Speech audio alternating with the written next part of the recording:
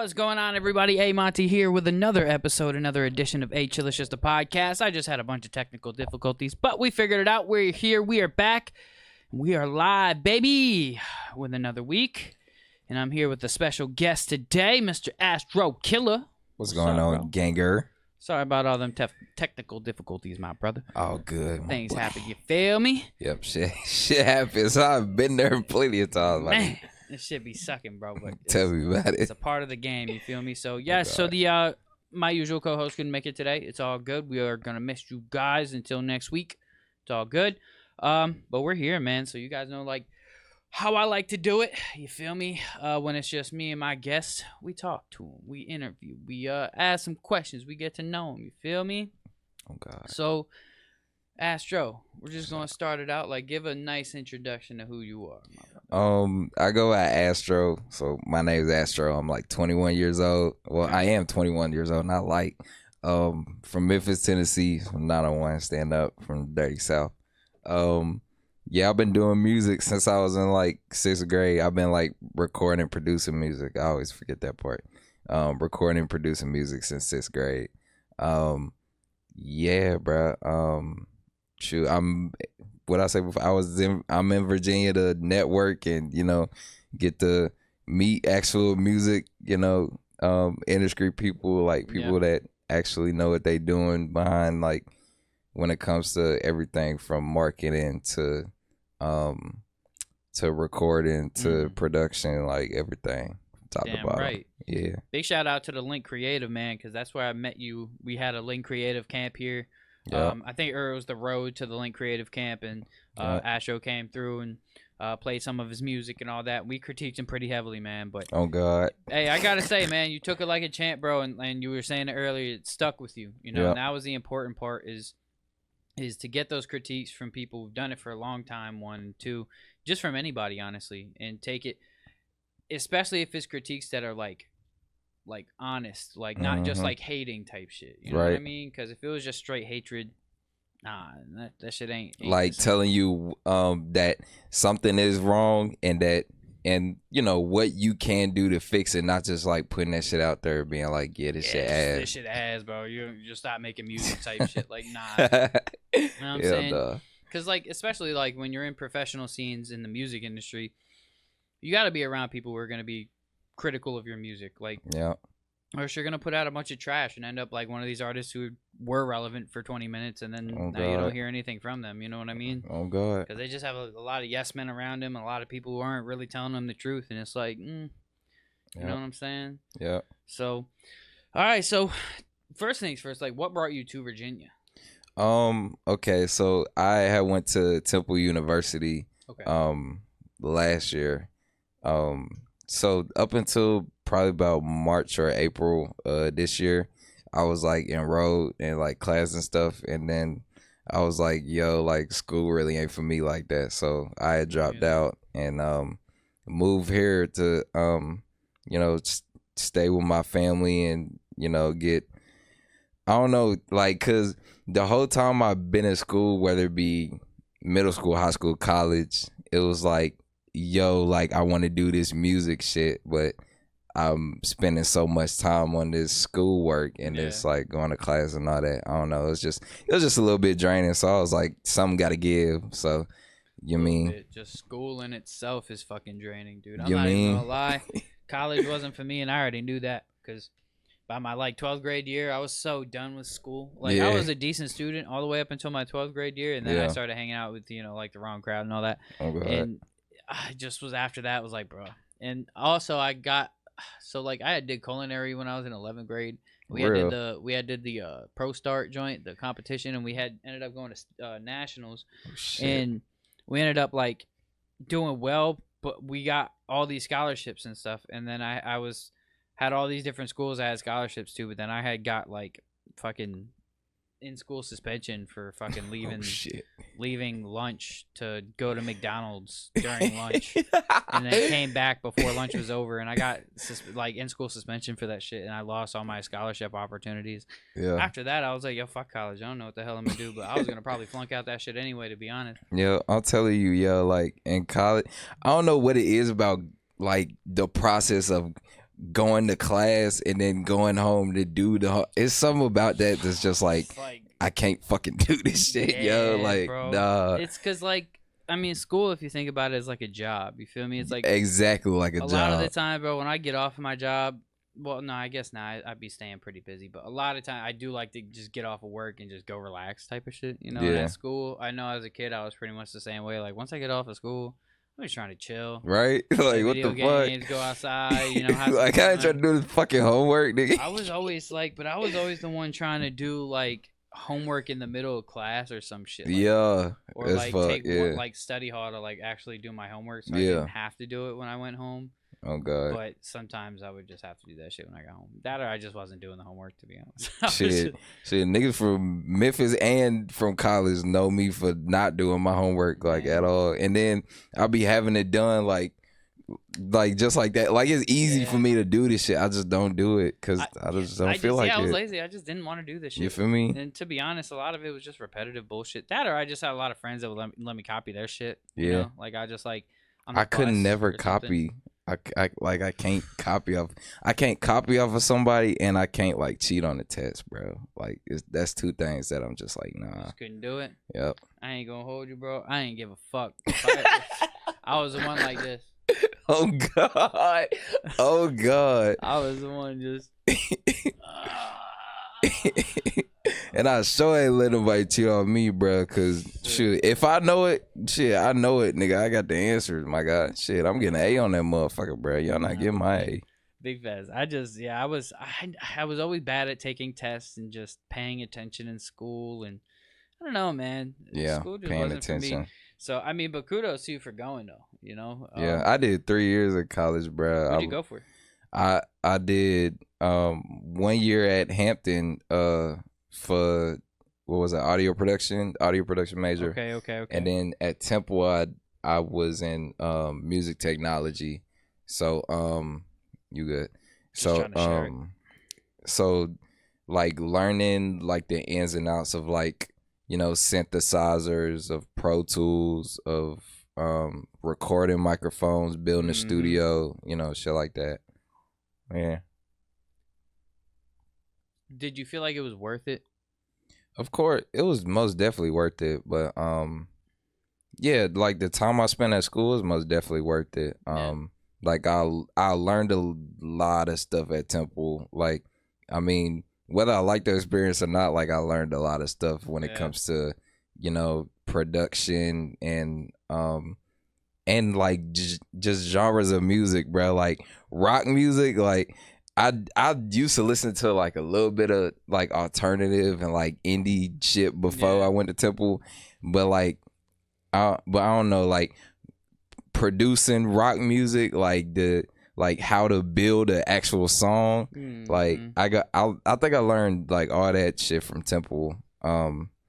Yeah, my rapping got better, my production got better, my mixing got better.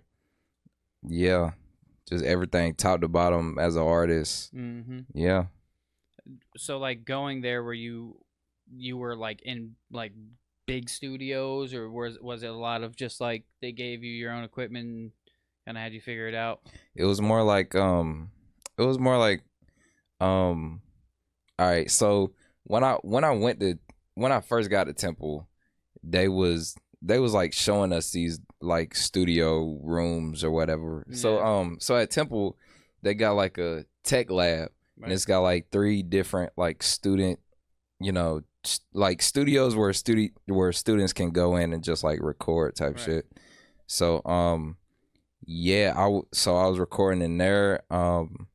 They had the some of the classrooms had like the big ass production board that was like hooked up to what was it, Pro Tools? Yeah. That was hooked up to the Pro Tools, and like we would like just sit in class and like, you know, like learn how to, I don't know, mix and how to adjust like levels and shit.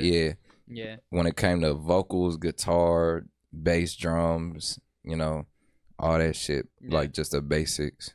Yeah, because I mean, all of you know, like the actual board, you know, you could see it digitally on Pro Tools, like your mixer in Pro Tools, or you know, FL Studio or whatever DAW you use, that mixer, you know, it's the same thing as that big ass board that you see. You know, it's Yeah. just that, just digitally. You know what I mean? So if you're able to figure out how to use that board, you'll definitely be able to figure out how to use it digitally. You know what I Yeah. mean? I definitely love being in the atmosphere of that type of equipment to where like it's actually being utilized. 'Cause I've only been in a few situations where I have been in front of a board that this is pretty much you can record everything and do all your tweaks, and you pretty much do everything right on the board. And then, you know, That shit is so interesting, bro. it is, you know, and it's like at first it looks a little intimidating, but then like when you kind of have the understanding, like, oh, okay, this is just volumes, gain, you know, panning knobs, and then you have like filter knobs and shit like that. Like a lot of it is, I mean, I guess for if you like have the basic knowledge of it, it's not that difficult. You know what I mean? Yeah. But I'm sure that experience was fire. You know what I mean? Yeah. Oh God. Yeah. Shout out, Dr. Pazbrig, bro. Thanks. Yeah. Shout out him, bro. That's probably my one of my favorite teachers when it came to like sound recording and like the technical like the technical side of like music. Cause he would like ask us like, yo, what mic do you use for this? Or like what, I don't know, what channel plugs into the, I don't know, like some complicated ass question, bro. I'd be like, what I never thought about that, but it's so simple, like when it comes to recording and shit. So yeah. Like when you do it for a while and you start getting used to like what routing is and sends and all that, like when you just, it's just like anything you do a lot, or you know, you play basketball a lot, then you're gonna eventually get good at it. I mean, you know, anything that you do, you know, you write a lot, you're gonna get better at writing. You sing a lot, you're gonna get better at singing. Just the more you do something, you know, you start to find good routines, start to find things that you didn't know before. I love learning, bro. You know, like especially like music stuff. I love learning about new stuff and like how to maneuver around and figure out new ways to mix. And like I'm always learning different ways and like just different sides of mixing that I just never knew. Because when it comes to music, man, it's just like never ending. Like progression of how shit's done. You know what I'm saying? It's just bro, music is crazy, bro. Like it's like new technology every day. Yep, it's like a chameleon, bro. Cause like I don't know, I don't want to say like takes a shape, but it takes like the color of so many different like I don't know, like what you call it, ethnicity, not ethnicities, but like groups of people, you know, you race? Feel like no, not race, but like talking about like groups of as far as like people and where they're from and shit, like types of people, like so I think ethnicities was a good word. Okay, but so about like Asians, Mexicans, I guess like like different people from different parts of the world and shit, or just from different cultures. Sure. Well, I'm talking about like the people who would think like certain people would think like the Kendricks apart from the Uzis. Oh, okay. And then okay. I see what you're saying different now. types of people. Yeah. Okay. Yeah. Different mindset people, and I understand what you mean. Something like that. Okay. Different thought processes and shit. Yeah. Nah, type shit. Whose side were you on? Kendrick or Drake? Kendrick. It's all old. I've been Team Kendrick since 2011, man. Yeah, Kendrick was the first. Good Kid, Mad City was the first album I listened to front to back in 6th grade, my nigga. I will never forget that. I used to listen to that shit on the Kindle Fire, my nigga, with the headphones plugged in, man. Hell yeah, bro. Team Kendrick all the way. Fucking what's that? Section 8. Section 80 was like one of the craziest shits I ever heard in my life at the time, bro. Damn, that shit had a few records on that shit. Rigor Mortis, Cushion Corinthians. Yeah. Rigor Mortis is that, and Backseat Freestyle are like two of my ADHD. Like, there's a lot from like early Kendrick years are like all time favorite songs I listen to. Like, oh god, the time. Like Rigor Mortis, early Kendrick and Backseat Freestyle are just like two songs that if they come on in the playlist, they're not getting skipped. Oh god, ever. Nigga, I remember when Control dropped. Yeah. Like, yo, like shit was crazy, bro. Fucking an underrated drop was that fucking Freshman freestyle Kendrick did. Bro, that was probably the one where he was holding the chain. XLs, Yo, that was probably one of the best double XL freestyles I've ever heard in my life. God, you know what I'm saying? Kendrick Lamar is, and it's crazy because during that whole beef, bro, I wasn't even like, I started like being like, Kendrick, what's going on, bro? Like, you let Drake fuck you up. Like, he even got my ass. He fooled my ass. We was like, bro, where you at? Say, get up. Drake over here talking about, oh, nah. Yeah. You can't run. Yeah, you not running. And then next thing you know, Kendrick just dropped a nuke on Drake's life, and that was it, man. That's what, bro. I remember being in the party it was that Friday and Saturday, bro. So the Friday when he dropped, what was it? Meet the Grams. Mm-hmm. Right after Drake dropped Family Matters, bro. I was in the party like locked in, bro, with my AirPods in. Like, bro, don't talk to me, bro. Yeah, I was at the crib. I was in a session when I first saw it, and I just remember like the session ended, and I just like instantly just went to the YouTube and was just like, yo, because it was like crazy, yo. Because the thing was right before the session we saw the Family Matters shit, right? Yeah. And then I just remember after the session, they were like, Kendrick dropped. Like, I like look on my TikTok and it was just like, Kendrick dropped. And I was like, oh shit. This was posted like 10, 15 minutes ago. What the fuck? Yo, that shit was crazy, started bro. listening to that shit was just like. And then, yo, the day right after, nigga, I was at a little artist like gathering because we were supposed to like perform our songs for each other. Yeah. And I was on Aux, fool, and this. Shout out NASA the 13th, bro. He was like, yo, Kendrick just dropped. I was like, what are you talking about? So I scrolled through the shit. Not Like Us. Yo, what's Yeah, I remember like my first time hearing the Not Like Us record. And just like my first thought was just like, oh, wow. What that be? That's like, yeah, it's a second. I don't affiliate with nothing, but I was trying to crip walk. I can't even crip walk, bro. I can't dance for shit, but all I wanted to do was try. Oh, God, bro, like, man. I couldn't help myself, and then every time I heard it after that, it was just the same feeling, bro. And then every just creator and everybody started hopping on the shit, and it's just like, damn. And now this shit's like still up there in the billboards, and he about to perform at the fucking Super Bowl. At the Super Bowl. I never Talk thought about slaps in the face, man. I never thought I'd see today Kendrick Lamar is performing in the Super Bowl. Well, he performed a couple years ago with Dre and them. With Dre and them, but he wasn't the headliner for it though. I mean, his performance was solid though. Yeah, during that joint, that whole Super Bowl a couple years ago, that shit, was crazy. That whole thing was fire. Snoop and Snoop, Dre, they had Eminem 50 Cent up that bitch. Eminem. Yeah, 50 was there. They had everybody in that motherfucker, man. That shit was fire. That shit was dope. Yeah. So I'm definitely ready to see what Kendrick's gonna do for that shit, man. Oh God, I feel like he's gonna bring it. He's gonna bring the heat, and I hope he drops some new records from now until then. Because I personally think he gonna drop after the Super Bowl performance. Yeah. Dad, or give us a little sneak peek of something new or something. Shit, I'm just tired of him being inconsistent. Like, fuck, I wish I could hear Kendrick like way more. Oh God, it was like, why did it take for Drake to come and get you out your shoes, bro, to have you drop hella records? Like, I couldn't even answer that, bro. I'm trying to hear more fucking ADHD and Money Trees. And for me, Money Trees. Bitch Don't Kill My Vibe. And I'm trying to hear more of that Swimming shit, pools, man. All of Art of Peer Pressure, man. I love that Kendrick, bro. Like, I'm glad that he's like, progressed and like went through different stages of doing pop music and shit. He started doing all this different types of shit, but I need to get some of that classic Kendrick Hot take, To Pimp a Butterfly is top 2 albums ever created in history and life. Don't at me on that. He said don't at me.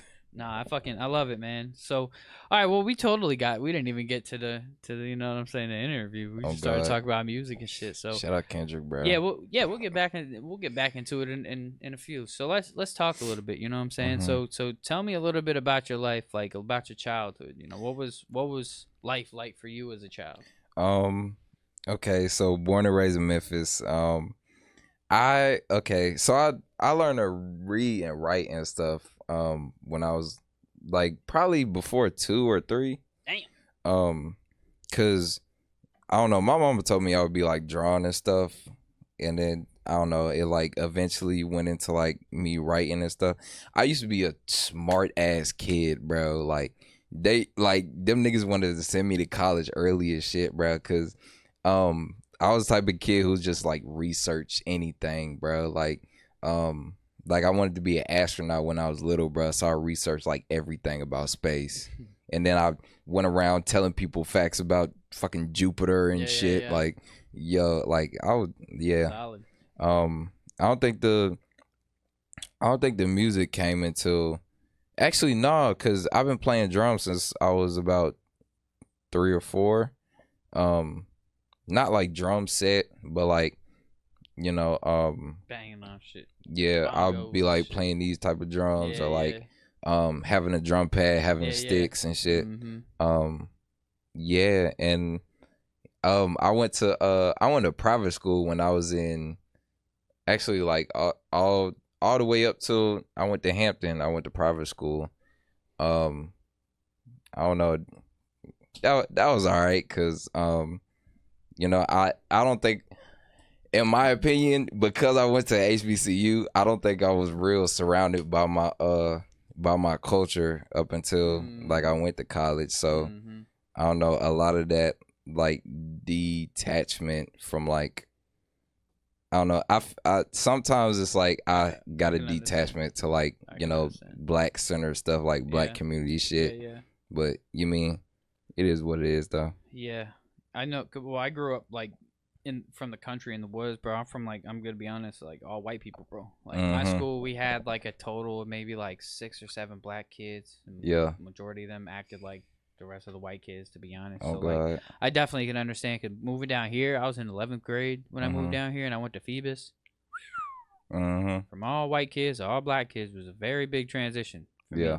Especially because where I'm from, I was the minority, and all the white people looked at me like I was colored, which I'm Puerto Rican and Italian. So okay. You know, and then when I come down here, everybody's like, "You white," so I'm just like, I don't know if I'm Type colored shit. or white. Like, I don't know what the fuck Type is shit, going on yeah. anymore. You know what I'm saying? So, what do you feel like? Like, what was the difference from being in a private school and then going to a public school? I think being in a private school was more like, I don't know, cause I ain't gonna lie, in like middle and high school, I was the type of dude that was like, I don't know if I was like that or I just felt that way, but I was like closed off from everybody. So I was like, you know, I was like the one wild card, quote unquote. I don't know, so I'll just be in my own world, bro, and like, yeah, just staying in my music and stuff. I mean, I think it's different because I don't know, like, I guess like I don't want to say this wrong, but like the focus is like, I think in public school the focus is more like, I don't know, on the general, and like private school is more like yo, do this, and this, and then you'll be successful one day. For me, I don't really know though. Yeah. So did you have like a lot of friends in school, or were you kind of more of a loner? Nah. I think it was like half and half. Like the friends that I had was on. I mean, I ain't gonna say they was only my friends for a reason, but like I only had those friends when I like played sports, when I was like at school, when I was like, you know, doing school shit. Yeah. But like on like weekends or on like breaks and stuff, I just go home, be making my music, you know, being with myself. Yeah. Yeah, I know. I was like, my brothers all went to fucking, like, we all went to the same school. So like, I'm the youngest 4 brothers, and so like, my 3 older brothers all graduated from my old school, and I graduated from down here. So like, when I was up there, because of my brothers, I already was like pretty much well known around the school. And once I moved down here, it was just like, no, I had nothing and nobody, you know. And then when I was at Phoebus, bro, I didn't even really have friends for real. Yeah. I had like maybe 1 or 2 friends there for my first year, and then I started like interacting with some people, but I wouldn't necessarily, you know, like you said, like school friends, you know. Yeah. And then shit, I started going to the teen center. If it wasn't for that place, bro, shit, I don't know if I would have made it. Oh God. Because that's where I started meeting my friends for real. For real, it was over there, and they all went to Bethel for the most part. So we all would just play basketball and all that shit. You know what I'm saying? Yeah. Yeah, bro, it's rough moving and having to like leave people that you just known your whole life. You know? I like times. I don't know. I got my friends from like high school and like back home and shit, but like I'll say like the people that I'm like closest to was my friends from Hampton University. Right. Cause I don't know, it's just like being in college like gave me like a whole different, I don't know, like perspective on, you know, when it comes to life on and how shit works and like I don't know, just how shit operates in general. Like yeah. Life is like, I swear, it's like when you're in high school, like, or just middle school, high school, throughout those years, you don't realize how life is at all. Like, right. I mean, some kids have to kind of grow up pretty fast, you know, tough lives, tough upcomings and shit. But yeah, you know, because for me, for real, for like, I didn't really know until I graduated how shit was. I mean, I've been like having a job and shit since I was younger, but like, fucking once I graduated, I was just like, well, what now? And then life really started hitting, and it was just like instantly just went from high school to just like job, bills, payments on everything. It was just such a fast transition. And you're like, yo, what the fuck, you know? That's crazy. So after school, you know, after you were done with college, at this point, you know, where were you at? Like, what was your goals? Did you have, you know, where were you at that point? So I think so like right out of college, so I dropped out I think in April. That was like a month and a half before the school year ended. Right. I ain't gonna lie, I just stopped going to class. Like I just stopped doing my work, all that shit, and I just stayed in my room, made music. You know, I would go to the skate park, smoke every once in a while, and then going back. But I don't know. I think I was in the mind state of like, let's get this shit done, because I shouldn't have did this shit, but I dropped a fucking mixtape called Gleamer, like right after I dropped out, I think, and I ain't gonna lie, that shit was ass. Like the like the quality on it was ass. Like I ain't gonna lie, like I'm still talking my shit. Like I was still like, you know, going off of my beats, but like it wasn't like polished or nothing. Like I have no marketing behind it. Like I don't know, it just like went down the drain. So like going off of that, I think I was like in a yo, let's do this shit, let's get shit done. But I don't know, like coming here showed me that I like needed to slow down a little bit and, you know, take this shit one step at a time, because music just ain't about the music. It's about the image. It's about the character. Like, yeah. So it's a lot wrapped into one for sure. Yeah. So coming here, like I've been like networking and stuff like in Philly and, you know, in Hampton. Yeah. But I feel like here it'll be like, I don't know, not the best place for me to start, but like, I don't know, the most the most sensible place for me to, I don't know, like learn the basics of like the industry. Or not even the industry, just the business. And then, you know, learn from there. Like this is like class for me.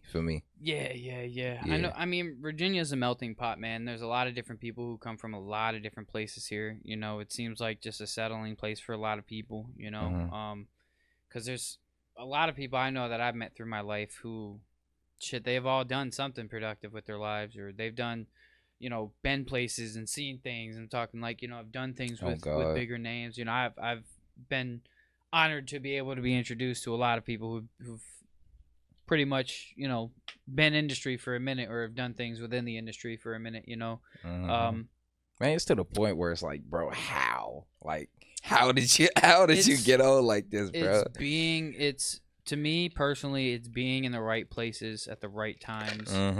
interacting with the right people, because like you can go to events all day, but if you're not interacting with anybody who really matters, or like anybody who really can put your music in the hands of certain people, you know, I'm not gonna say you're wasting your time, but you are wasting your time, man. Like, I don't want to say that it's a waste of time, just because like if you go to an event as an artist, right, and if you at least are networking with everybody and talking with everybody and, you know, exchanging Instagrams with everybody and all that shit, then you've at least done something productive as far as like you've gained new potential fans, or you've gained, even if it's one person, yo, like, you know, like, because going to events, especially like doing all these showcases and stuff like that a lot of artists do around here, if you're going to the show, you're just staying to your little clique or just to yourself in your corner, you do your performance and leave, then what are you really gaining out of that? Right. If you didn't win it or you didn't get anything out of it after that, a lot of the showcases, you're not going to win anything really super crazy. A lot of the times it's like maybe some radio play or maybe some studio time or a free video or whatever the case is. You're not winning no big-ass record deals from any of these showcases right here. So the best you can at least do from it is network with everybody involved. Network with the promoter. True, you know, start trying to get cool with the promoter. Network with the DJ.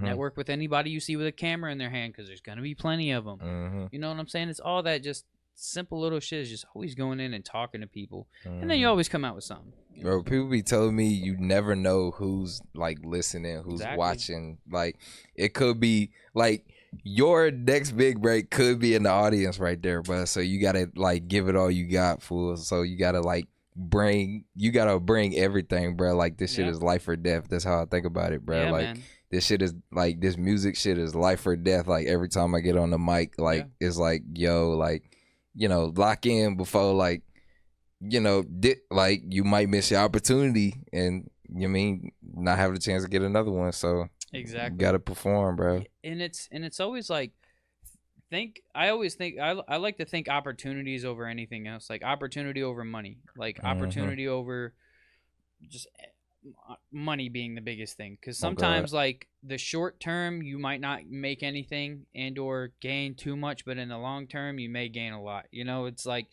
every opportunity could be a good one if you at least give it a chance. Because I know that there's been times in my life where I've had an opportunity to maybe meet somebody or go be a part of something, but at the time my ego was all in the way and I was like, oh, I don't even know if this is really worth my time or worth going to, instead of just being like, shit, fuck it, let's go see what it's about. You know what I'm saying? Instead of just being open-minded, there was a time period where I was feeling myself a little bit too much and I thought I was too good to do things, and you realize you're wrong and you realize you're not at all. Like you're literally on the same level as everybody else, no matter who you are or what you've done in your life. Everybody is a human, and just because it's not something that you came up with doesn't mean it's not a good idea. Like when y'all was on my ass about the Star song, that shit, bro, my shit was all the way up here, like, I'm better than these niggas, blah, blah, blah, blah. And then I was like, damn, what can I do now? You feel me? And it's because I've had humbling experiences too, where I felt like, I felt like I was untouchable or something as far as being an engineer and producer. And then you just, you get into a room with some other people and then you're like, damn, I guess I'm not as good as I thought. Damn. But the thing is just because you're not as good as you thought doesn't mean you're not good. Yeah. It just means that there's still improvements that have to be made. You know what I'm saying? Yeah. And as long as you're willing to be open-minded and take the criticisms and then use those to improve your music, shit, you're solid. Shit, nobody knows everything, so there's always room to improve, bro. Like in anything you do, fool. Like, hell yeah, dude. There's always room for improvement. There's always room to learn. There's always just time and opportunity, man. You know, taking opportunities and any opportunities, whether they're big or small, shit, see what it's about. If you're not fucking with it, leave. Oh God. You know? Oh God. You never know, you know? Yep. So talk to me a little bit about the music that you make, because we're going to take a short little break here and listen to a couple of your songs. Well, we're going to listen to one of your songs, and then we're going to talk about it a little bit, and then we're going to get into another one of your songs. So tell me a little bit about the music you make. Okay, so the music I make is like, okay, I ain't gonna lie, I don't think I started making actually like listenable music until like 2022. Okay.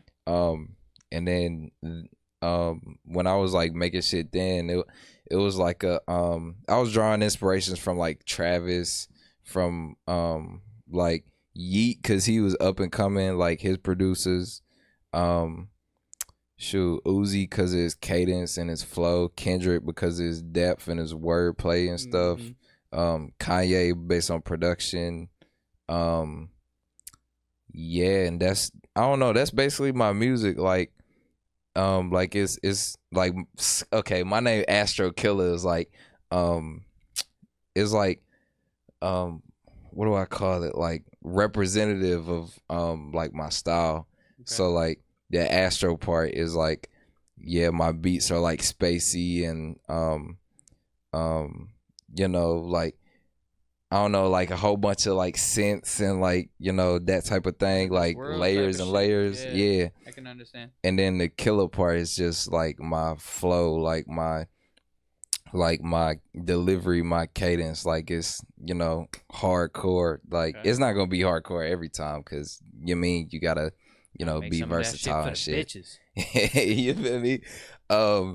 Yeah, that's just like, you know, the killer part is like banging beats, you know, the wordplay is hard, like everything's just hard, bro, coming at you. So yeah. Right. So the first song that we got here, I think we're gonna be pulling up Lost. Yeah. It's the first one that we're gonna be pulling up. So before we get into it, tell me a little bit about this song. What inspired this song? So Lost, it's on my mixtape called Space Boy, and Space Boy is really like, the mixtape is basically just about I don't know, just me getting, it was at a time where I was just getting fried all the time, man. So I was just, you know, in the clouds, man, Space Boy. So yeah, so Lost was like a cut that was like you know, I was just thinking about some stuff and like just had to, you know, write some shit down. But it's just talk about how you know, sometimes I'll be so high that I'll be lost, for like when people try to talk to me going out in public, you know, interacting with people, like I don't know, I just get lost sometimes. So yeah, lost in reality. I definitely be getting lost sometimes when I be smoking a little bit too much, and then I'll be in that bitch and I'll be like this, huh? What'd you say? You was talking to me? Come again? You was talking to me? So yeah, man, we gonna check out Lost.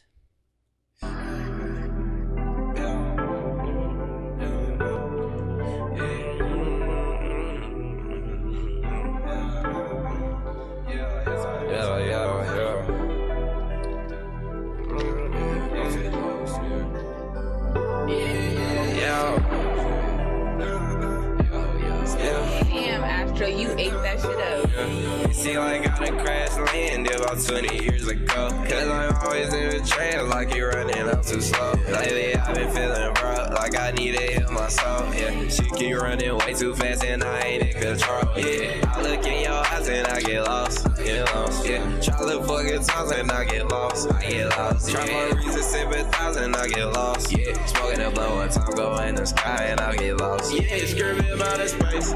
Cause I cannot take shit from no nigga on earth in my face. Yeah.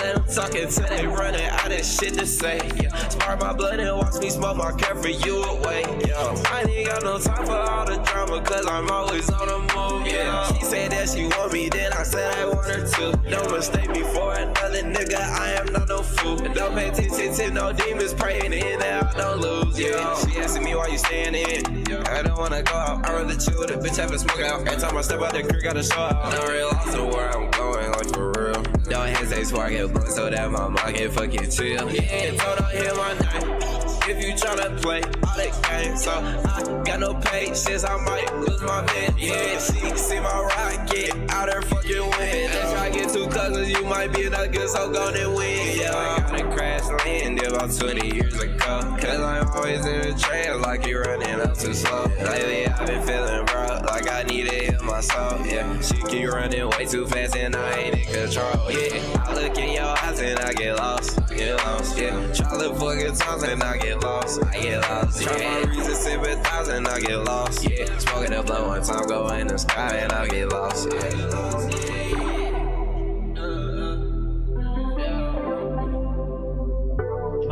My God. Yeah. I gotta tell you. So firstly, I like that song a hell of a lot better than that other one that you showed me that day. Oh God. Oh God. Like there was nothing wrong with the other song that you showed me, but that one, it was just more of like my vibe of what I would probably listen to. Yeah. You know what I mean? I listen to a lot of different music. I like chill vibes. I like the chill, like when you say out of this world type of or asteroid type of, or just spacey type of beats, I definitely can understand and hear that. And I like that me personally, I like those type of beats too. I like those kind of spacey vibes. They kind of got some trippy vibes. I actually just found this producer on TikTok. I gotta show you. I'll send you a link to this dude's shit. But his beats, I think, would be something that you would really fuck with because they're like in that realm of like trippy, cool, spacey, but like also got the real cool synths and shit. You know what I'm saying? I love those type of beats, bro. You know what I'm saying? I love those type of beats. So tell me a little more about this song. So did you produce this? You engineered it and all that? Yep. Solid. Mix and master by me. I made that beat too. Cause oh, word. Yeah. Okay. I don't know. I just be sometimes when I be like making beats, I just like do I don't know. I'll probably like lay down some chords first, and then like I come up with like a melody that's like, oh my God, this shit is crazy. Right. And then I just like end up writing some shit over that. And I don't know, I'd really like always be wanting my drums to be like kick hidden and like either the snare is like a clap or like, I don't know, something that makes you be like, oh shit, like, you mean? Yes. Yeah, like them real punchy and snappy, like, because I know for me personally, I like hard kicks, and like my snares will really differ based on the song, whether I like, because I like having snares or rims. Mostly I like having rims are a lot nice. Rim shots are especially fire, when bro. You have like the right rim sound that can just be the snare or the clap for the song type of shit. Yeah. Man. I just love the sound of it. Oh, man. So tell me about your beat making process. Like, so you say you'll start with the chords, right? Do you do a lot of sampling? Are you more like, nah, I need my original type chords and all that? Like, bro, sometimes like for my album Rocket Man, so I would start with like I don't know, a certain song, like for example, like I took a Rage Against the Machine song, and then I like learned the chorus from that, and then I like laid them down until like I might put them on the organ or like the piano or some shit like that, right? And then like, I don't know, just pick different instruments and shit and just like layer them on top of each other. Oh yeah. And like, pan side to side and like Hell yeah. And I'll just go on the MIDI keyboard, just like, make up some shit. And then just like, and then my drums come in after that. I'll arrange it from there, and then you got Astro beat. What program do you use? Logic Pro. I used to use Okay, so I started off with what was it called? Beatwave on yeah, it was an app on iPhone. I think it's still on there now. Okay. That you can like, it like loops and like you press like what instruments you want. Yo, got you. I used to like make some shit on there. I used to make like 4-5 minute beats on there. Right. Like that was crazy. Then I moved to Audacity. I was like chopping up samples in there. Fucking hate that program with a burning passion. That shit not see my computer now. I feel like majority of artists, producers, or anybody who does music has experienced Audacity at least one point in their life. Because I know that was the first ever recording program I fucked with. Yeah. Like, before I even got any equipment or anything like that, I just got Audacity and like had some bullshit little fucking like computer microphone crap, man. And I was out Audacity, man. So fucking bad, dude. Oh man. I think for this song though, I used GarageBand to make the beat. Oh wow. Actually, GarageBand. No, cause this is Spaceboy era, so I would use GarageBand to like make my melodies and shit. Okay. And then like export all that shit, move it into this thing called LMMS. Okay. And like download a whole bunch of beat packs, drum kits from like Reddit and shit. Okay. And then like make my drums from there. Yeah. And just arrange that shit on LMMS. Oh yeah. And then I record it on FL. No. I mixed my vocals on FL Studio and recorded on GarageBand. Respect. Yeah, it was a crazy process, yo. Hey, so, man, there's nothing wrong with it, brother. For me. No, I mean, I use FL Studio to make beats, Pro Tools to mix and master and all that.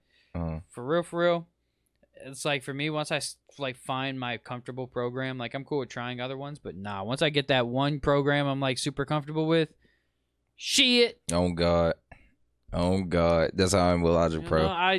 Because I tried, but I did try to do recording and mixing vocals and stuff on FL. Just couldn't get. I don't know. I just couldn't get it right. Like it just wasn't.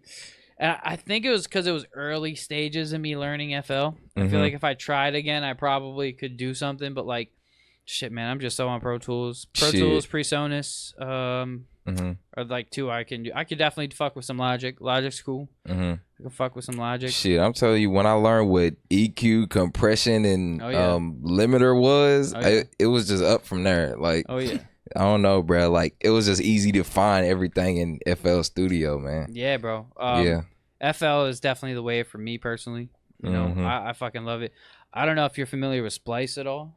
I used Splice like one time. Oh man, Splice is like that for me. It's just where I find a lot. Like I'm always down to chop up samples and shit. I know if there's like projects that I have to work on where I know I can't use them, then I won't. But a lot of beats that I just make to just like sell to artists and shit, I'm chopping that shit the fuck up, getting beats made in like 20 minutes. Bro, have you ever seen Reason? Yeah. Dude, it's like the most complicating thing I've ever seen in my life. Yeah, Machine. You ever fuck with Machine? I had a Machine. When I was in like 7th, 8th grade, I had like the drum pad, and I think it was like the Machine MK some. I don't know. It was something. Yeah, I don't remember the models. I fucking hated them things. I'm not gonna lie. It was so difficult to understand. Yeah. Like, cause as fuck. Like the first dude I started rapping with, he was my friend my senior year, and his dad had like a fucking dope studio in their basement. Like their shit was fire, and fucking he had like the Machine and all that. I tried to fuck with it one day, boy. I gave that shit up so fast. I couldn't figure out nothing, bro. I couldn't figure out how to loop nothing. I couldn't figure out nothing. That was early stages of me making music. But shit, I only stopped making music on that shit because I lost the little. It's like a CD that you gotta put in your computer to like install this shit, and I had the fucked up MacBook that you had to plug it in for the turn on. Yeah, down bad. Like bro. A lot of that shit, you got the iLock. You gotta fucking unlock all your plugins and shit with the iLock. Yeah, crazy. That shit is just so annoying. Now, luckily, they like made some changes through time, so now you can just like activate it through your computer and all that, and you don't need to have the iLock with you everywhere. But sheesh, for the longest time, I had to bring that shit anywhere I went. I was so scared of losing that thing. Surprisingly, though, never did. Never lost my iLock.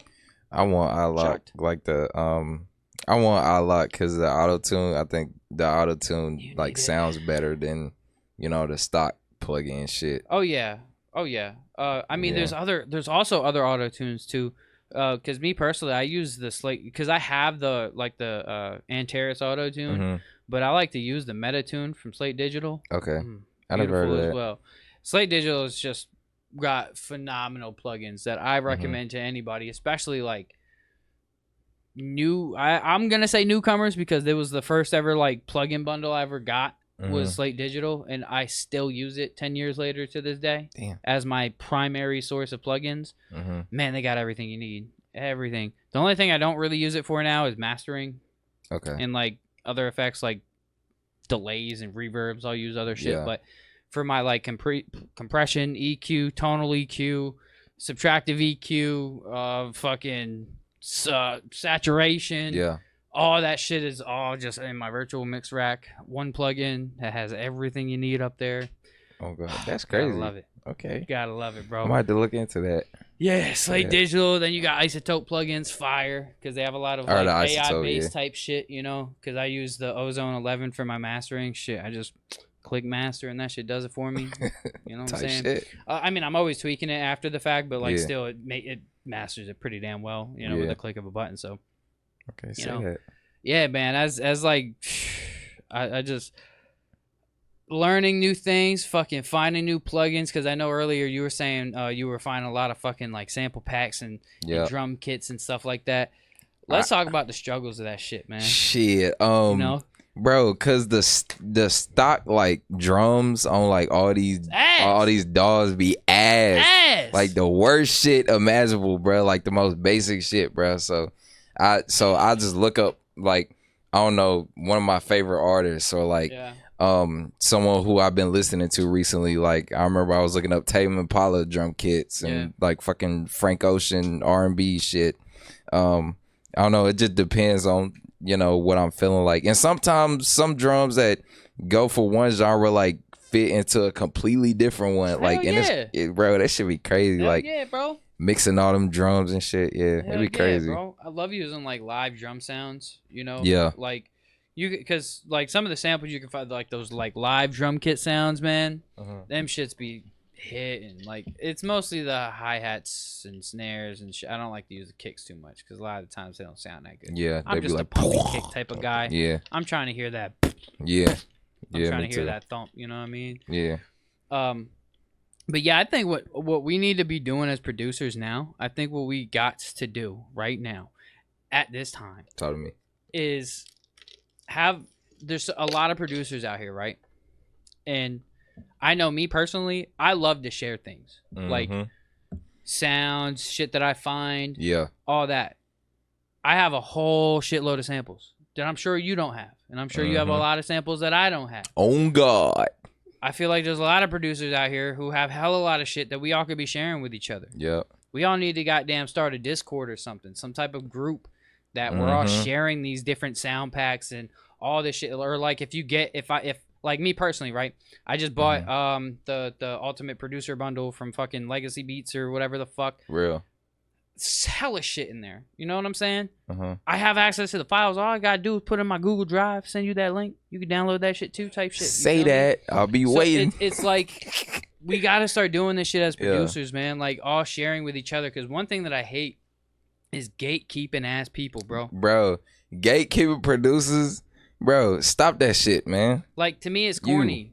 It's corny. It doesn't really make sense to me. Like I don't really understand what the point is of gatekeeping or trying to just like hide shit or whatever the case is. I don't understand the point. Like to me, it doesn't make sense. Just share information. Certain things I get it. Like certain information that maybe you're trying to keep a secret for a reason. Whatever, I get it. But it's like, shit. Me personally, I like to share shit with people. Like I like to, I think some of that shit is like uniqueness. Like some people look for a different. Look for a certain sound or like, I don't know. They just look for certain shit and they keep that shit like, I don't know, not catered, but like specific to they self. Yeah, I get it. Like, but I'm saying like, if you find a dope ass sample pack, right? Yeah. None of them sounds are yours, motherfucker. Oh, God. They're all everybody else's sounds. Now, if you were fucking with a plugin, say you're on your, I've been using A&A, Slate Digital's A&A lately. Oh my God, I fucking love it. Did not know I had this plugin for the longest time. God, that thing's so fucking dope. Anyway, it's like if you're tweaking with a sound and you create like a really unique sound, right? And you don't want to share that with everybody, like how you did it. I get that because now we're talking signature sounds here. Oh God, yeah. Signature sounds, I totally get it. But shit, if you find a fucking Metro Boomin sample pack, send me that shit. Send me that shit, bro. Like, oh no, man. You know what I'm saying? What the hell? I just think it's important that producers, we all start coming together a little bit more, man. Yeah. And start sharing ideas and not being afraid to be in the room with other people who, you know, make different styles of shit that does something a different way that you would do it. Because I know every time I'm in a room with other producers and I watch other producers work, I like to like really like watch what they're doing. Yeah. Simply because like, I'm gonna learn something if I really just watch and see what they're doing. I'm gonna see them do something that I don't do, that you never even thought of before. Right, and I'm gonna. What'd you just do? Yep. I'm that person, bro. Yep. What did you just do? Oh God. Oh, dope. Type shit. You know what I'm saying? Like, it don't matter how long you've been doing this shit, bro. You can. These programs got so many goddamn buttons and fucking hotkeys and fucking. I'm telling you. Yeah. And then, so many shortcuts and like shit bro. You could just do shit different ways. Yeah, bro. I I be following some like Instagram accounts and shit, you know, and they be showing all these little like tips and tricks on FL. Bro, just the last 2 days, I have a couple videos saved, bro, that I was like, huh? Like, speaking of chords, you were talking about chords earlier. This dude, I'll send you this joint, but he was just showing like a simple way that you can just click a couple buttons in it and then it'll make chords, and like you can drag the chords down, like you set the scale in your piano roll, right, and then you're able to like drag the chords. When you drag it, it'll like automatically snap to where it's supposed to be in that scale. You know what I mean? So like if you start your chords at C major, if you slide it up, all the chords will just transition. You know, like when you copy it, you bring it up, it's just transitioning directly to where the chords are supposed to be, and you can easily just make all, like hella chords hella fast type shit. You know what I'm saying? That's hard. And I didn't know nothing about that shit till yesterday. I still don't even know how to do it yet. I still got to go do it. You know, but. There's bro. Shit you aware of it now. There's a whole lot of shit, man. Whole lot of shit. So I want to get into this other song real quick, man. So we got Cold next. Feel me? So tell me a little bit about this one. So Cold was like leading up to my mixtape I call Rocket Man. So it was like I found this I was making a beat on Logic Pro, and I found this like weird like glitch. I don't know if it was like glitchy or like I found some type of like synth plug-in on fucking Logic Pro. Got you. And I was like, what the hell? So I just like, you know, laid all that shit down, put some bass over it, you know, put some simple ass drums over it. Like you barely hear any hi-hats on this shit. And then I was like, what does this shit sound like? It sounds like Cold. Like when you hear like the first few seconds, you're gonna be like, yo, this is like cold. It's shit. Start like shivering and shit. Yeah. So in this song I'm just talking about like how the world just feels like cold sometimes. And that's really like the thing behind Rocket Man. Is just like my perception of reality and like how I'm coming to terms with it and shit. Right. So yeah, cold. Right. All right. Let's check it out, and then we'll talk a little bit more about it. And I didn't know any of the words in this video, so bear with me. Oh, I did a fucking music video like that. My boy, I Am Young Tip. Yeah. Bro, we shot the music video to our song Move. I didn't remember any of the words, bro. The whole time. Yeah. But, yo, shout out to our cameraman, Mike, man, because, excuse me, Smoke. You feel me? Because he made it still look good as fuck. I ain't gonna lie. I was impressed. I was like, all right, good shot. Because I did fucking terrible. But yeah, here we go. Yeah, you let me in the cold.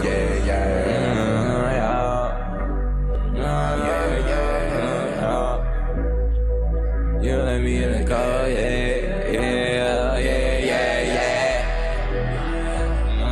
let me in the cold. You let me in the cold. Right man.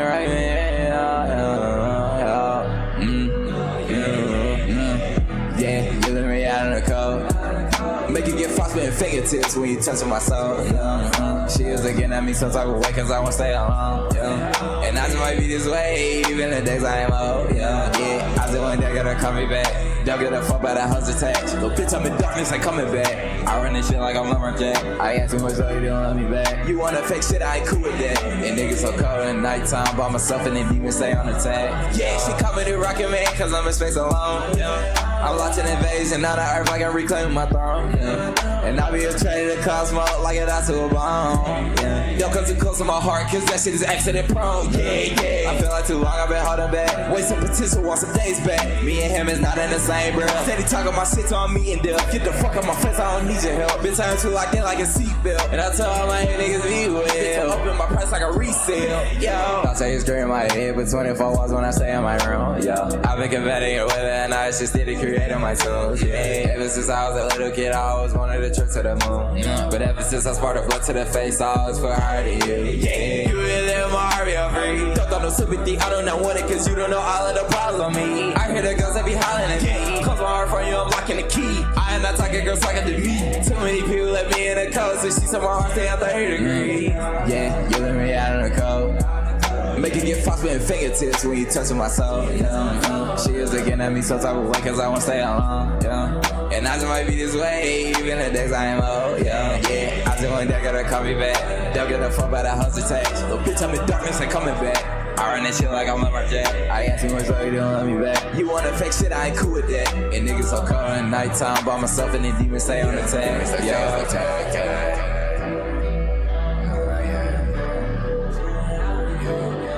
Let me in. Oh yeah.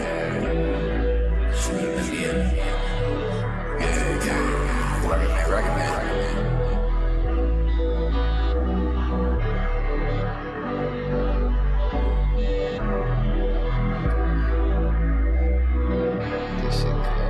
You appreciate it, God. Yeah. Yeah. Ain't even gonna lie, that shit was alright too, man.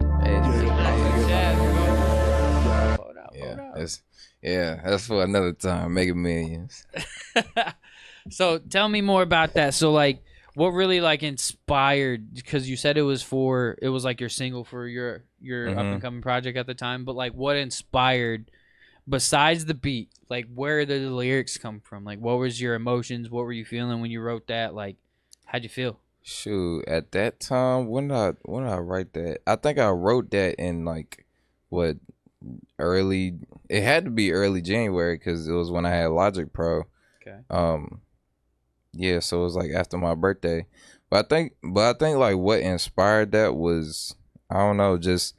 I felt like a lot of people like left me in the cold, yo. Like when it comes to, I don't know, just emotionally when it comes to like musically, like when I be like telling folks like, yo, I got these type of plans, blah blah blah blah. They be like, all right, and then like people fold so fast, man. Like when you create an idea with them, they're like, all right, like we on go, like. Bro, they fold so fast, bro. Like whether it be about money, whether it be about, shit that be going on, like in your life and their life, like, man, like yeah, bro. That'd be the worst, bro. It's like when you start like getting a good groove going with somebody or just people, and then something happens in their life, and then they just let that take over everything, and then all of your progression is just like I'm saying, man, out the like door, man. Like bro, what you doing, man? You left me out in the cold, man. And I said make you get frostbitten fingertips when you touching my soul, like for real, bro. Like when you look at who I am as a person, it's gonna be like damn, like I like didn't know you went through that. I didn't know, like, all that type of shit. So yeah, man, cold. I like the vibes, bro. I definitely heard what you were talking about with the synthesizer, that glitchy type of sound. Yeah, for sure. I never heard nothing like that before. I was like, what the hell? Yeah. I can't remember what plugin I have. I feel like I've heard like something that wasn't exactly that, but something similar to that. I can't remember what plugin it was on. I have this like I got this like Aliano something shit. I don't remember exactly what the shit's called. It sounds crazy. It's like an alien sound. It's like alien sounds, bro. Like the shit is wild. It's on my computer at the crib. I'm gonna have to look it up, but if I can get the plug-in thing, I can send it to you. But say that shit is pretty cool, and it'll definitely have a lot of sounds that you're looking for that type of vibe. Say that. I need some more like synth plugins, like arpeggiators. Like I need a lot more of them. Oh so, yeah. Bless. Yeah, for sure. If you get the if you end up getting that Slate Digital shit, it's got the ANA too. Shit's got a lot of shit up there, son. I really just started using this plugin a couple weeks ago. Did not realize I've had this shit for years. I've had Slate Digital for 10 years, bro. Damn. And I just started fucking with this plugin a few days ago. Damn. Shit is beautiful, That's bro. crazy. It's got everything you need. It's got your 808s. It's got your different basses. It's got keys. It's got plucks. It's got guitars. It's got every fucking thing up there. Yeah. Beautiful. Beautiful sounding plugin. Yeah, that's wild. Whew. So, tell me a little bit about what you got going on now. Okay, so right now I'm working on this project called Mr. Spaceman. Okay. I don't know if it's gonna come out anytime soon because I'm just now like since I just got my mic, I'm just now like re-recording like real versions of my tracks and everything. Right. working more on marketing and promotion and like cause I want to drop a video for this song called I Wanna Dance. Like I played for y'all in there. It's like the 80s synth pop shit. I was like rapping over it and shit. I don't know if you heard that one. I think I was in here by that time. Yeah. Oh, yeah. And I performed it at the Link Creative, the one with the guitars.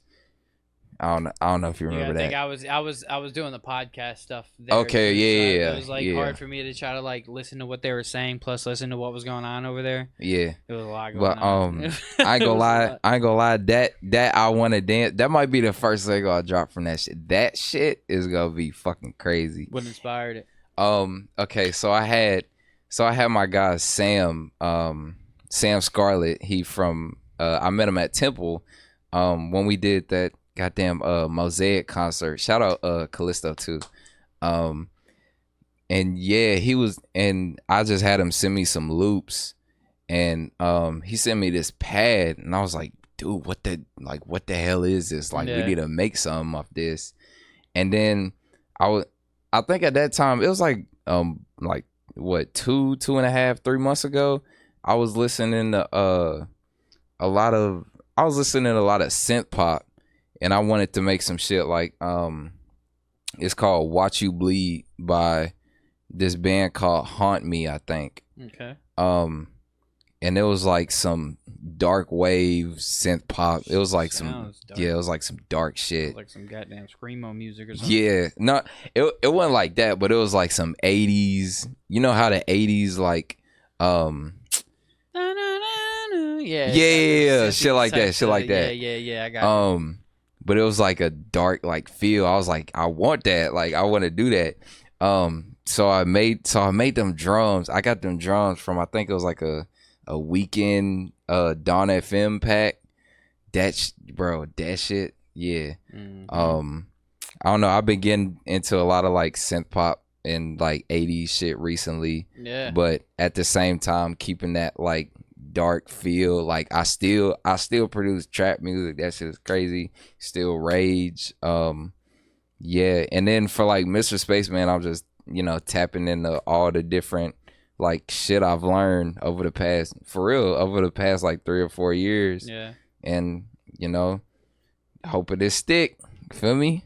Big facts. Yeah, man. I've been I've actually like the last, I don't know, honestly, since the beginning of the year, maybe. Mm-hmm. I've been super heavy on like 50s, 60s music, 40s through 60s. Yeah, I'm talking Frank Sinatra, Dean Martin. Yeah. Shit, Louis Armstrong. Yeah. Sammy Davis Jr. Miles Davis. Man, dude, I've been like, and when I tell you I'm heavy on it, like that's all I've been listening to lately, bro. Yeah. Like, I'm like, I don't know what it is about that style of music or what got me so heavily influenced and intrigued by that style of music, bro, but it's just so good. Everyone listening needs to listen to jazz music, nigga. Man. Like, listen to jazz, your Miles Davis, your Thelonious, your John Coltrane era. Yes, yeah. Like I'm talking jazz from the 50s and 60s, like jazz from way back then. Like that shit was real music, bro. All of that shit that they were doing.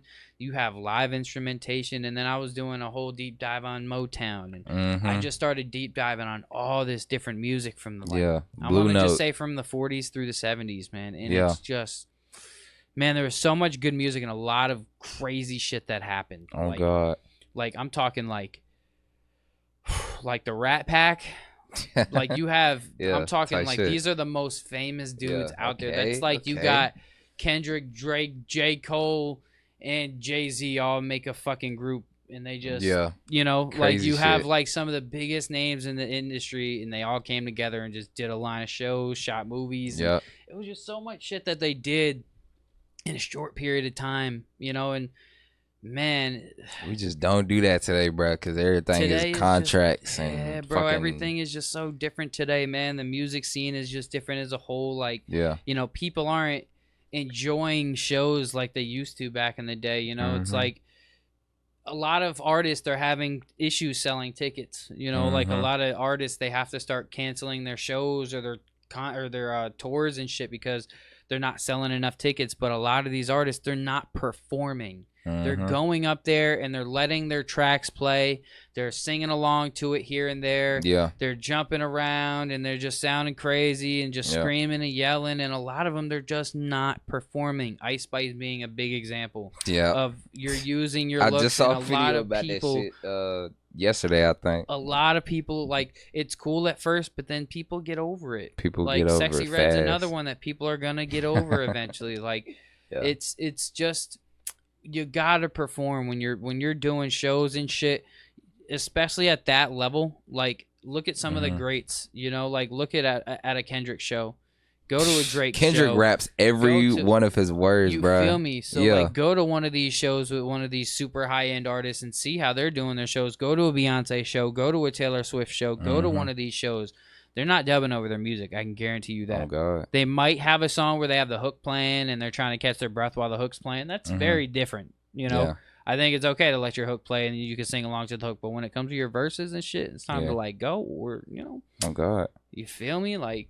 Also, another thing with the collaborative thing, like, I think people are, like, starting to get more in tune with, like, not the process, but, like, the whole environment of, like, collaborating with people who are like-minded, like you be seeing like three of like some similar rappers like get on the same song together, which is like great, bro. Like, and then all these producers are like working on, you know, the same beat, like getting in the studio cooking up the same shit, or like they'll cook up like 10, 15 different beats and then just like send them out to niggas, bro. I ain't gonna lie, that's what I've been doing like recently, like just getting with producers and like, you know, just, you know, having a session where we just go in and out just like cooking shit, bro. Like, bro. Crazy. Like when they set up the studios, like the studio rooms and shit over at the Link Creative, man, that was dope.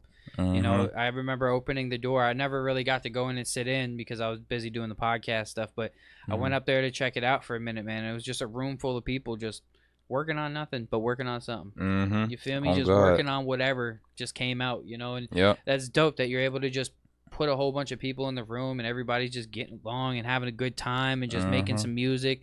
Whether you guys do anything with it or not, it's the most important part sometimes is to just get into that vibe of being around other people and realizing that your brain isn't the only brain that can successfully make music. You know, I think that's low key why I started. So I started this group called Clouds Only, and it's basically a collective where like all these artists and like-minded people can like, you know, come together and like, you know, just pick each other brains, like when it comes to production, recording, like how do you do this, how you do that, blah blah blah, like let's work, like because we, you know, got similar styles, or like, you know, yours contrast mine's like pretty good, like let's start some shit. So I don't know, I think that's why I started, like based off the collaborative like spirit of hip hop in general, like like when it comes to the DJ and the MC, bro, like I don't know, it's just something about like the connection, something about the camaraderie that just like I don't know, it propels the game forward for real, man. Like real. I mean, it's important, like for it's hard though, and I want to say this because as being an engineer and a producer can be very, very difficult when dealing with artists. God. Just for the simple fact of, like me personally, I've been in situations where I was doing a lot of free work for artists, right? Yeah. And they started getting, like, a couple artists that I dealt with, they ended up getting deals and this type of deal and that type of deal. And I'm saying, like, they started seeing money. Like, money, right? Ain't cutting a nigga shit. Not a damn thing. And that's not what bothered me the most. What bothered me the most is like you were promising me, I was being promised opportunities. I was being promised, you know, meetings and stuff with the label, like and we just gonna all get this big stuff. And I didn't get anything, you know, I didn't get paid. Like even knowing that I was making beats, I was mixing and mastering, I was doing all this work and wasn't charging you a damn thing because I believed, you know, you would think that you would, shit, I just got 10 bands this month. Shit, I'm gonna kick you back $500. Right. Just because you've been working. You would think, right? Or not even shit, $100, bro. Here's $100. Here's something, bro. You feel me? $50. I don't give a fuck. Just something. Just to know that I can trust that you're gonna at least kick back something. Right. You feel me? Or am I just doing this shit for nothing? Ended up doing it all for nothing, and then artists fuck this whole deal up. Type shit. Aside from that, I understand from producers and engineers' perspective why they can be hesitant to work on artists, but when you find a good selective of people, you're like a big group of people, and you can see that an artist is really trying to build themselves and they're doing the necessary things that they're supposed to be doing, and you can tell their music is improving and like you just, you know, you're building with these people through time. Give it a chance, man. Give them an opportunity. Like, work on a song for free, you know, do something for free. Give them a beat, work on the song together, create something together. Right. It's not always about the money all the time. Sometimes it's more about building that connection and finding a solid team that you can work with. You know what I mean? And then I'm finding that out now that this is very important shit. You feel I think bouncing off what you was talking about with the producers and the artists, man, I think that's why a lot of producers have become the artists. Yeah. Like the artist and the producer and like all the one man show. That's why I did it myself, because you mean like I got tired of, you know, making all these people beats or like recording over these people tracks, and they like, you mean they just taking and run with it. Like shit, I got verses right now that's like, yo, what the hell are you gonna do with this? Like, is this shit just gonna sit in the vault for like all eternity, my nigga? So I got some shit like that too, bro. I got so much shit in the vault, bro, that's just probably never gonna see the light of day. And the vault is deep. Shit. The vault got hits, bro. And it's crazy, because like I'd be finding songs that I've done forever ago all the time, bro. Oh God, like, bro. And I'd be like, where did this come from? I did this shit. Yeah, hell yeah. Like bro. Beats. Oh my. When it come to old beats, yo, like just looking through this. Oh yeah, especially because I have a website, right? And I have a lot of beats that I made in like 2017, 2016. Like I have a lot of old beats up there still, and I've kept them up there because I started taking a lot down, right? But then I sold like exclusives to like 3 different beats in a 2-week span that were I made in like 2015, 2016, like old ass beats, bro, that were garbage in my opinion. Damn. But to the people who bought them, they didn't think so. You feel me? Yeah. And that's why I'd be like, damn, I forgot I even made this shit. You feel me? Like, fuck, and you want to buy it? All right, shit. Shit, I guess. You feel me? Pocket, damn right. But all right, so we are at the end of the show here. So any last words or any last things you would like to say? Yeah, bro. I go by Astro Kxlla, bro. I'll be dropping Mr. Spaceman, I don't know, sometime in the near future. Yeah, count on that. Just, you know, follow me at astro.kxlla on Instagram. I'm on TikTok. I mean, I don't really be using social media like that, but like I be posting all my updates to like music and stuff. So so yeah, be down with that. Spaceman Radio coming soon. Stay tuned with that. Subscribe to my YouTube channel, Astro Kxlla. Other than that, yeah, bro, just like stay tuned to, you know, what I got for y'all, bro. It's gonna be a lot coming, so just be ready, man. Big facts, my brother. Well, I appreciate you sliding on to the show, man. Appreciate it. This has been a nice conversation, man. I feel like we got a lot accomplished here, bro. Hell yeah. I look forward to coming back, man, with the gang here. Yeah, man. I fucking hate when the cast isn't here because, like, I always like doing the one-on-one interviews, but it's always nice having them two here. And Ed likes to be dickhead Ed and fucking ask all these tough questions and shit. Because, like, me personally, when I have an artist on the show for the first time, I like to kind of like keep it chill, keep it simple, you know. It's the next time that you come back up on this motherfucker, don't expect it to be so chill. You feel me? Like, yeah, looking forward to it, man. Nitty gritty and shit. You feel me? Hey, man, co-host, where y'all at, man? I'm ready for them questions, my boy. Yeah, he said he ready for the smoke. You feel me? Because it's not just questions. We talk about just some shit, life shit, personal shit here and there. I feel like y'all would have music shit. I feel like we would have been talking about the diddler. The diddler. That's what I call. Rest in jail, diddler.